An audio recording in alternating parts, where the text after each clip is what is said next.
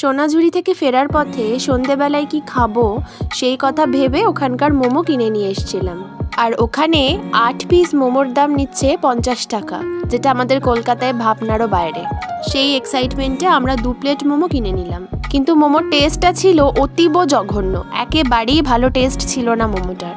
আমি সাজেস্ট করব শান্তিনিকেতনে প্লিজ তোমরা স্ট্রিট ফুডে কেউ মোমো খেও না। তো সন্ধ্যের খাবারটা ঠিকঠাক না থাকায় মুডটা একেবারে খারাপ হয়ে যাচ্ছিল বলে আমরা চা অর্ডার করলাম।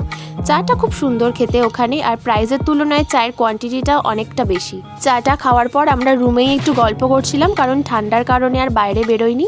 আর তাছাড়া আমরা সেদিন খুব আর্লি ডিনার করে নিয়েছিলাম। ডিনারের মেনুটাও ছিল খুব সিম্পল, গরম রুটি, তার সাথে ডিম তড়কা আর আলুর দম। সন্ধ্যের খাবারটা আমরা যতটাই বাজে খেয়েছি, রাত্রিরের ডিনারটা আমরা ততটাই ভালো। তাড়াতাড়ি ডিনার করে আমরা তাড়াতাড়ি শুয়ে পড়েছিলাম, কারণ পরের দিনকে সকাল সকাল উঠতে হতো। শান্তিনিকেতন সিরিজের ডে 2 ভিডিও নিয়ে খুব তাড়াতাড়ি আসবো। Good night.